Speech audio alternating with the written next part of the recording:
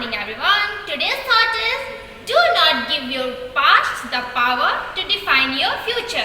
Today's date is 8th of August and day is Saturday.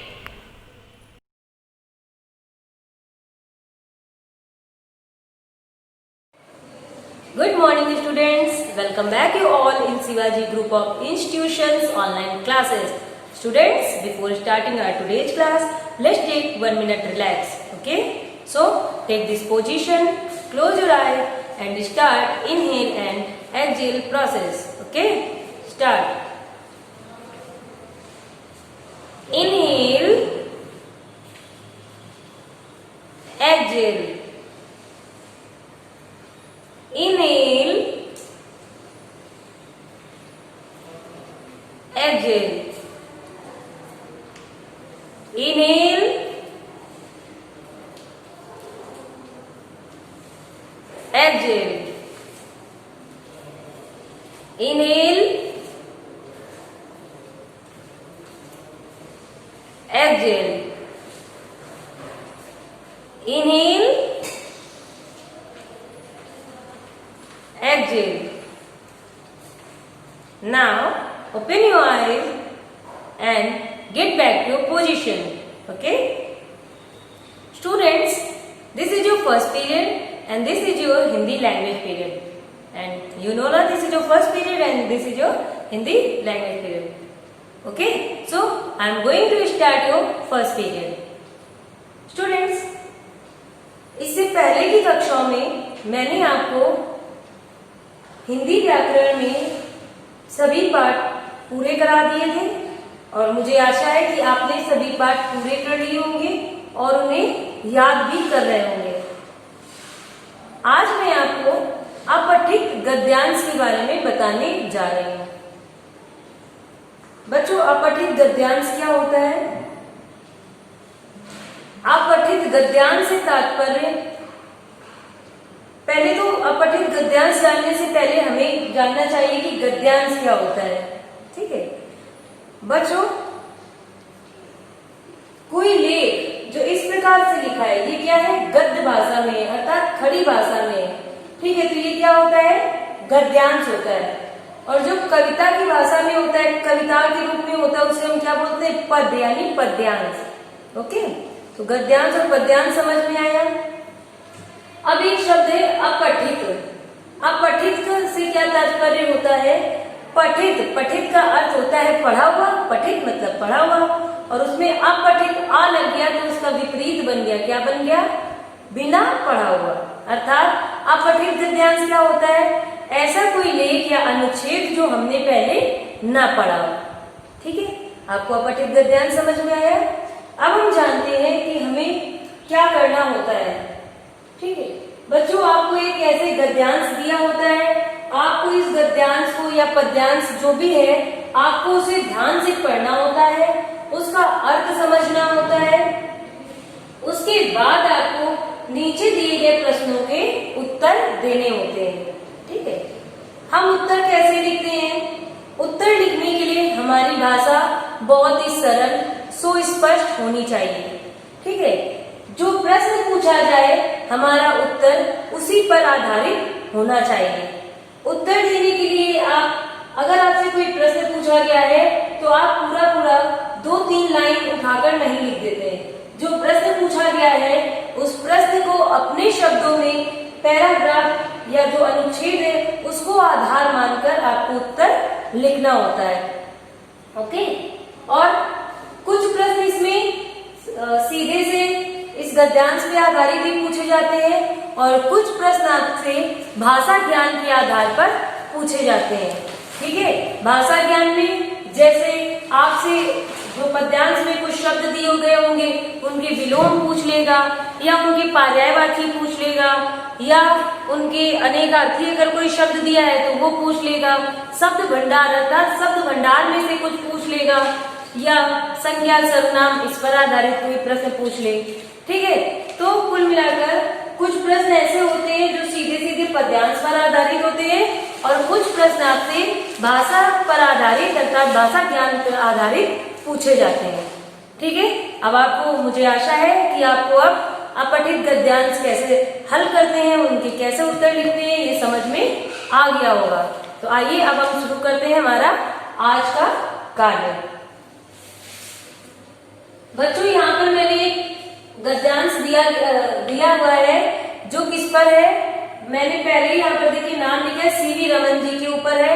और CV Raman ji हमारे भारत के एक बहुत ही प्रसिद्ध और बहुत ही बुद्धि प्रखर व्यक्ति थे और वैज्ञानिक थे। ठीक है, उनके बारे में एक अनुच्छेद दिया गया है, आपको उसे पढ़कर नीचे पूछे गए प्रश्नों के उत्तर लिखने हैं। तो आइए अब हम गद्यांश पढ़ना शुरू करते हैं। सीवी रमन भारत के प्रसिद्ध वैज्ञानिक थे। वे बचपन से ही शरीर से दुबले पतले थे, किंतु दिमाग के धनी। अस्वस्थता के कारण ये विदेश न जा सके, पर इन्होंने अपनी प्रतिभा से यह सिद्ध कर दिया कि यदि प्रतिभा हो तो विदेश जाकर पढ़ना जरूरी नहीं है। इन्होंने कोलकाता के साइंस कॉलेज में प्रधानाचार्य के पद पर कार्य किया। इन्होंने विज्ञान के क्षेत्र में नए नए प्रयोग किए। प्रकाश किरणों पर इनका शोध कार्य रमन प्रभाव के नाम से प्रसिद्ध हुआ, जिस पर इन्हें नोबेल पुरस्कार मिला। भारत में यह पुरस्कार विश्व कवि टैगोर के बाद इन्हें मिला। बच्चों, अब हमने ये गद्यांश पढ़ लिया है, अब हम इसका अर्थ समझते हैं ताकि जब हम उत्तर लिखें तो हमें आसानी हो। सीवी रमन क्या थे? सीवी रमन जी भारत के प्रसिद्ध वैज्ञानिक थे। ये बचपन में शरीर से दुबले पतले थे, अर्थात ये कमजोर थे, लेकिन इनकी बुद्धि बहुत तेज थी। बुद्धि के धनी अर्थात जिस चीज की अधिकता हो, अर्थात इनके पास बहुत अधिक बुद्धि थी। ये प्रखर बुद्धि के व्यक्ति थे।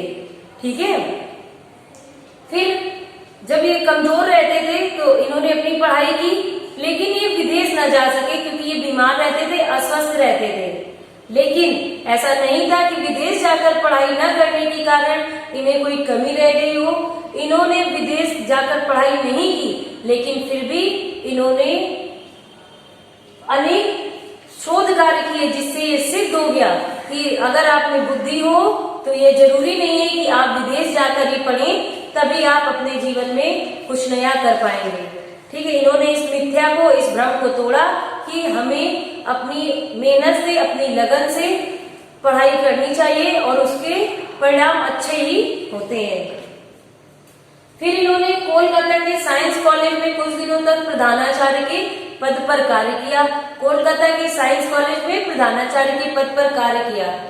इसके बाद इसके साथ ही साथ ये कई शोध का मतलब प्रयोग, कई प्रयोग अनुसंधानों पर काम करते रहे। और ये उन्हीं काम करते करते इन्होंने एक बहुत बड़ा प्रयोग किया, जो ये प्रकाश किरणों पर इनका शोध कार्य है, जिसको क्या कहते हैं?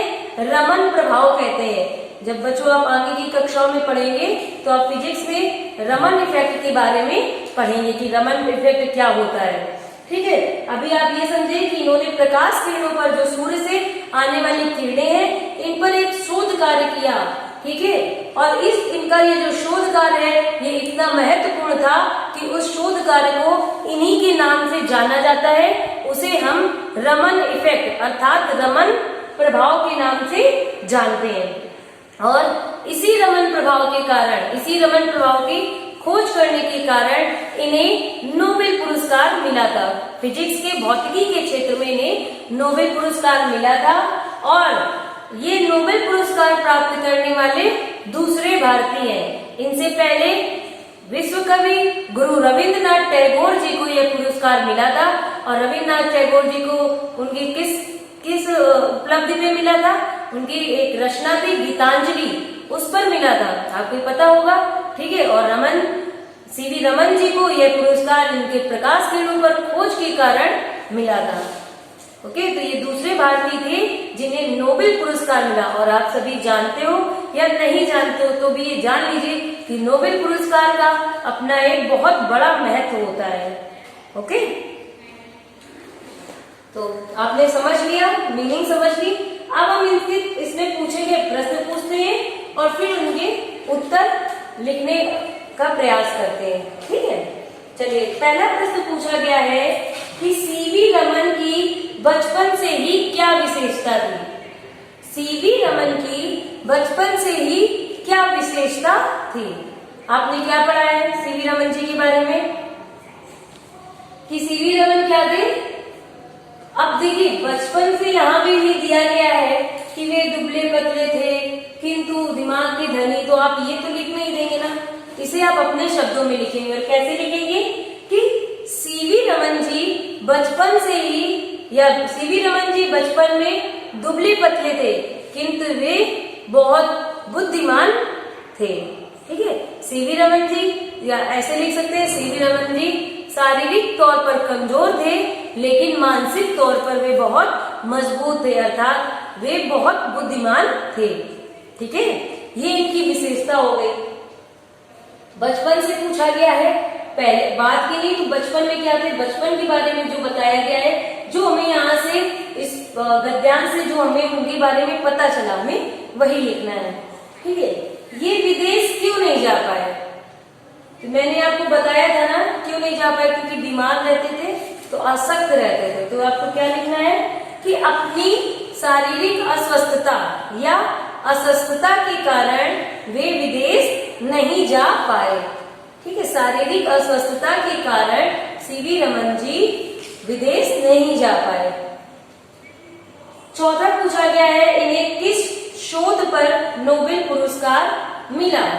इन्हें किस शोध पर नोबेल पुरस्कार मिला बताइए। इन्हें रमन प्रभाव अर्थात प्रकाश किरणों पर की गई इनकी खोज रमन प्रभाव पर नोबेल पुरस्कार मिला। फिर से आइए देखते हैं इसका शब्दों का सही चयन करते हैं। इन्हें किस शोध पर नोबेल पुरस्कार मिला, तो हम लिखेंगे इन्हें प्रकाश किरणों की खोज जिसे हम रमन प्रभाव के नाम से जानते हैं, इस पर नोबेल पुरस्कार मिला। ठीक है, अब चौथा प्रश्न पूछा गया है वैज्ञानिक शब्द का वर्ण विच्छेद करें। बच्चों ये जो तीनों प्रश्न थे, ये प्रश्न कैसे थे, ये प्रश्न आपको सीधे पद्यांश से ही पूछे गए थे, तो आपको इसे पढ़कर उत्तर देना था। अब यहाँ पर पूछा गया है वैज्ञानिक शब्द का वर्ण विच्छेद करें, तो ये किस पर आधारित है, ये भाषा पर आधारित है। ठीक है, और वर्ण विच्छेद आप जानते हैं वर्ण विच्छेद क्या होता है, वर्णों को अलग अलग करना।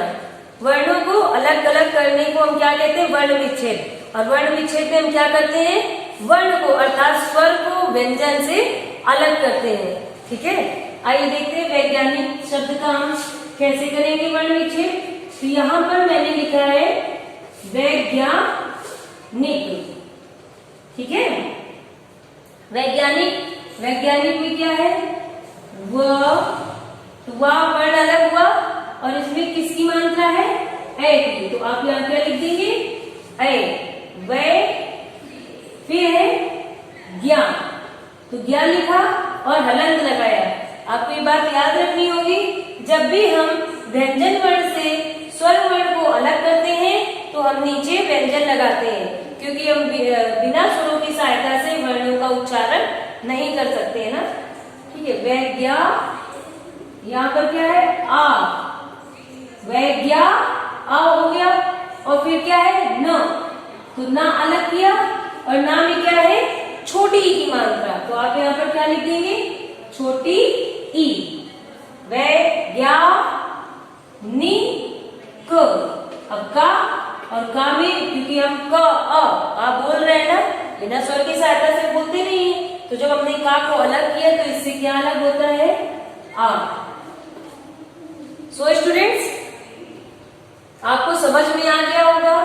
ठीक है, यहाँ पर देखिए भाषा पर आधारित हमसे केवल इन्होंने वैज्ञानिक शब्द का वर्ण विच्छेद पूछा।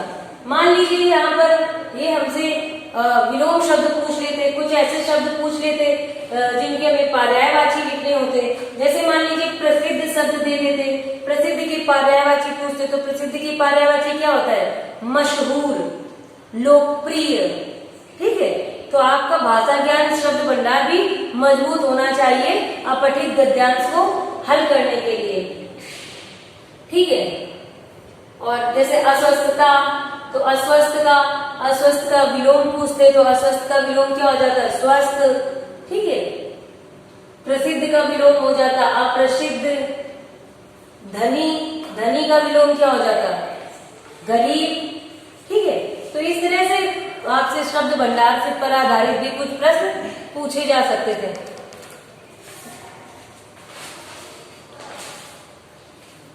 तो बच्चों, अब आपको ये समझ में आ गया होगा। ठीक है।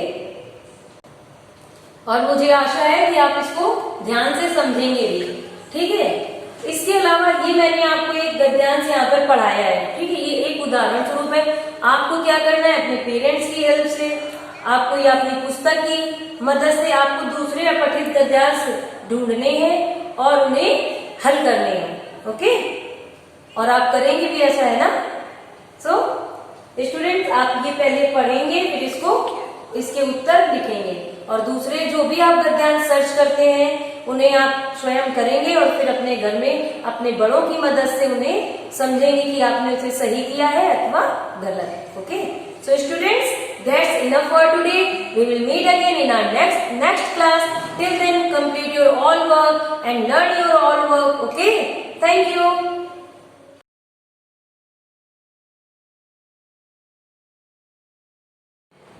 Good morning students, I welcome to your online classes. I am social study teacher from Shivaji Group of Institutions. Student, in our previous class we have done all the chapters, the first term exams, first to 6. Okay. So students, first term exams.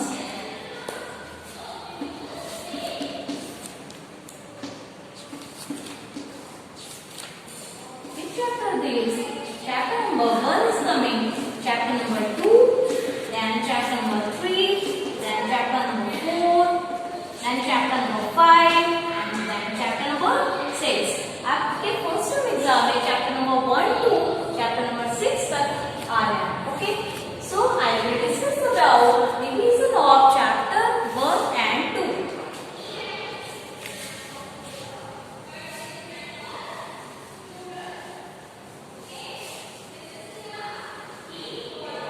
Chapter number 1 and chapter name is the globe. Chapter number 1,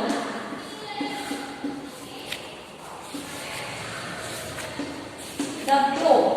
Okay. In previous class we have learned some definitions. Are you know now? Globe. What is the globe? Are you know? Yes, I am repeating. This definition, globe, a model of globe is a small model of the earth. Model है अर्थ का। ठीक है। It show the accurate shapes and location the contents oceans. इसमें contents हैं, oceans हैं, seize हैं और अर्थ वो सॉरी हाँ ओशियंस है, सीज है ना। Globe. A globe is a model of. A globe is a model of the earth. Model of the earth. Okay. इसमें क्या क्या इंक्लूड है? कंटेंट है, कंटेंट है, ओशियंस है ना, सीज है ना। इसमें क्या है? कंटेंट है, ओशियंस है, सीज है। This is called off globe. It also show the shape and location of countries in important areas. जो भी कंट्रीज वगैरह की मतलब कहाँ पर है लोकेशन जानी होती है तो क्या ग्लोब से हम जानते हैं। ठीक है।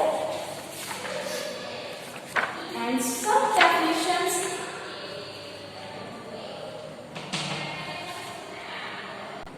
So student, next topic is this chapter latitudes. Latitudes क्या होते हैं? Latitudes are imaginary line। ठीक है। Imaginary lines which encircle the earth. Okay. Horizontally, these lines are parallel and equidistant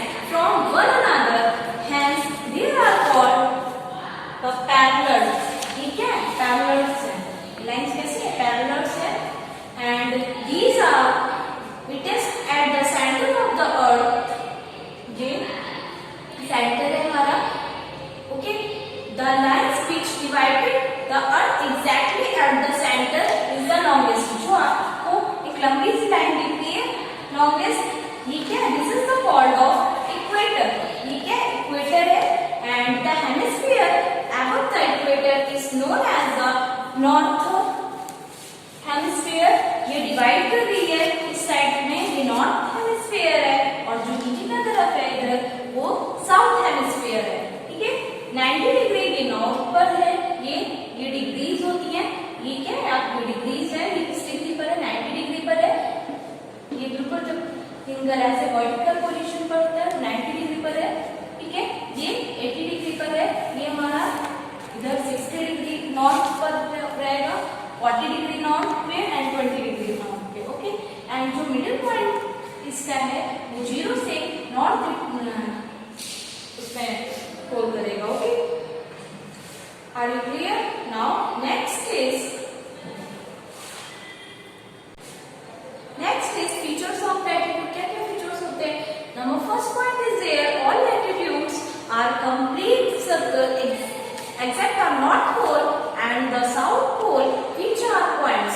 Second point is their latitudes run parallel to each other in the east-west direction.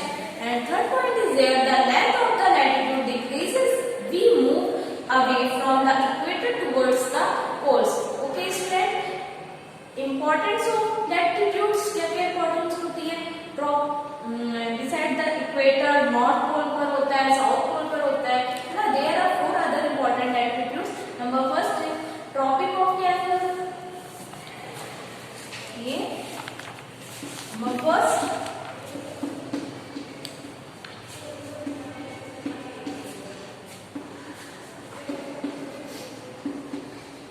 Tropic of Cancer. Second number है Tropic of Capricorn. Third number है Arctic circle, Arctic circle. Now 4 number है Antarctic circle.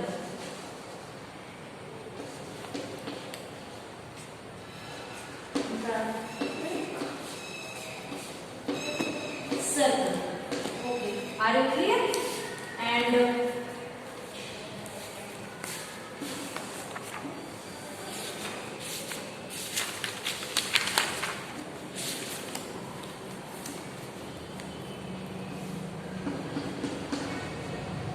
ये 90 degree पर है आपका, okay. ये क्या है? ट्रॉपिक। ये क्या है आपका? Tropic of Cancer, Tropic of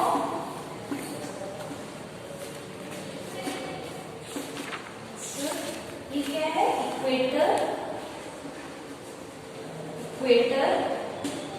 ये क्या है? Tropic of Capricorn, Tropic of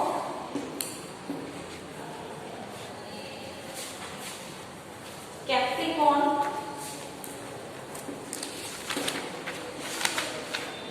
एक क्या है? Circle Antarctic circle,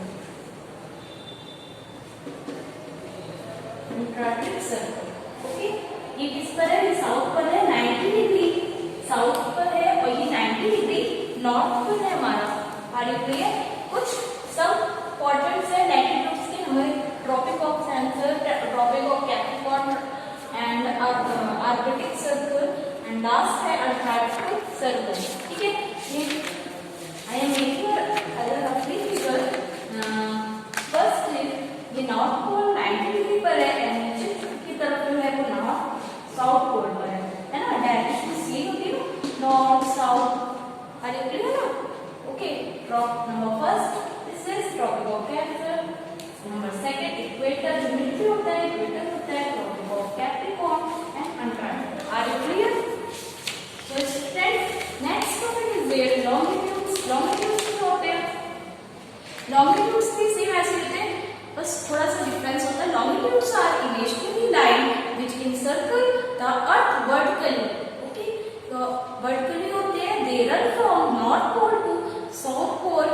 Unlike latitudes, they all are the same size, they interact at the pole and on the reaching the equators, these are called meridians। I am making a roughly figure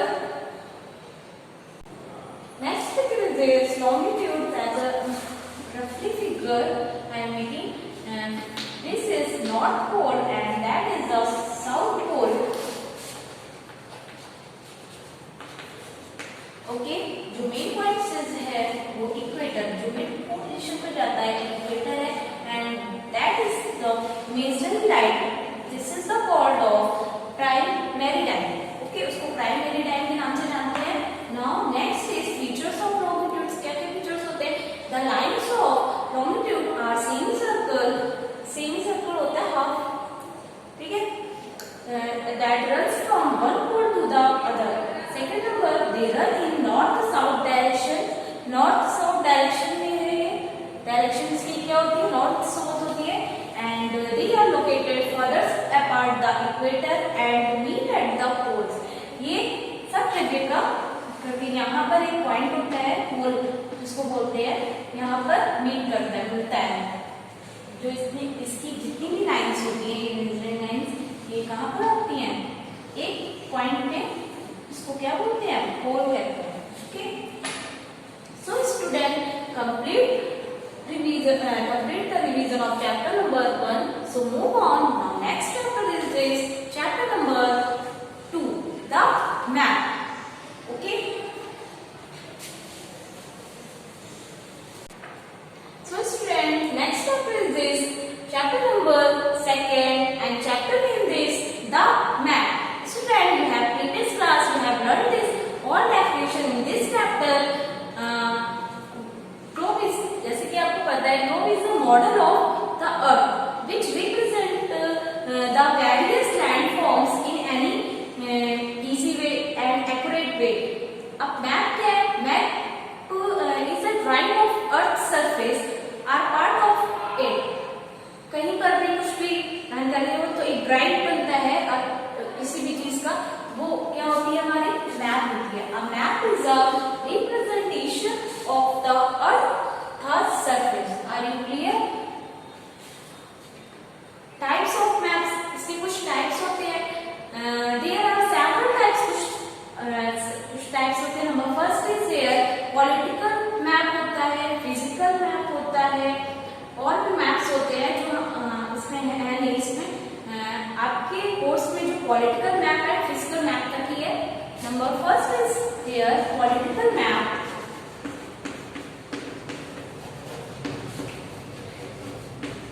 and second is here physical map.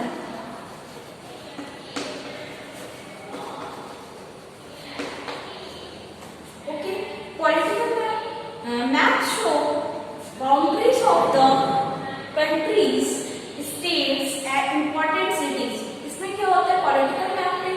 जिसमें हमारी countries, states और जो भी important cities वगैरह होती है वो show की जाती है पॉलिटिकल मैप में. फिजिकल मैप में क्या होता है? जो हमारा नेचर होता है, जैसे कि क्या कहते हैं, माउंटेन्स का मैप करना होता है या फिर लैंड का, रिवर्स का, वो हमारा क्या होता है?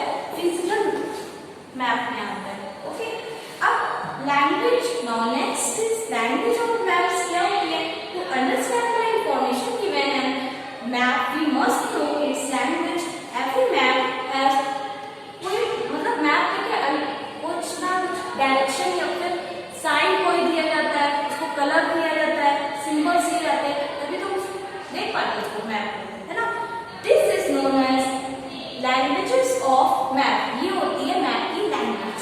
क्या होती है? कलर होता है, सिंबल्स होते हैं, साइंस होते हैं. ठीक है. अब डायरेक्शन हमारी 4 टाइप की होती है. North, south, east, west. वही डायरेक्शन होती है जो टॉप ऑफ द मैप, जो टॉप पोजीशन पर होता है. यहाँ पर ये क्या होता है? हमारा टॉप होता है. मैथ में आप जैसे पढ़ते हो, ये क्या है? ये टॉप लाइन होती है. ये क्या होती है? बॉटम लाइन होती है. ठीक है. ये क्या है? टॉप में क्या होता है? नॉर्थ होता है ना. एंड बॉटम में हमारा साउथ होता है. ठीक. राइट, जो राइट साइड होता है हमारा ईस्ट होता है और लेफ्ट साइड हमारा वेस्ट होता है. Are you clear? This directions of map. Okay, and some directions, कुछ सम डायरेक्शंस होती है. सम डायरेक्शंस क्या होती है? ये देखिए, सम डायरेक्शंस, जैसे यहाँ पे ये डायरेक्शंस पूछी जाती है. करेंगे, नॉर्थ एंड ईस्ट। ये क्या है? नॉर्थ एंड ईस्ट है। अब क्या है? ईस्ट है, साउथ है, साउथ एंड वेस्ट है, वेस्ट है, नॉर्थ है। This is a called off some directions. Are you clear? Okay. So student, next topic in this chapter, signs and symbols. कुछ signs होते हैं, क्या symbols होते हैं? देखिए, open your page number 12. See, कुछ ये boundaries है, ये देखिए, see ये symbols है, ये symbols किए गए हैं, ये क्या है? Signs है, okay? आपके बुक में है, a map has limited space to show the actual size and shape of features such as bridge and forest. इसकी नीड क्या होती है? क्योंकि स्पेस इतना नहीं रहता है, इसलिए हम लोग इसको एग्जैक्टली जो है साइज, एक्चुअल साइज शो करते हैं। Okay, the land boundaries of a country is shown by thick dashes and dots in black. Cities are marked by a small circle. Are you clear? Okay, so students, complete the revision of chapter 2. So note down homework in copy. Complete to revision chapter number 1 and 2. Okay, so students, this is your last period and thank you for that.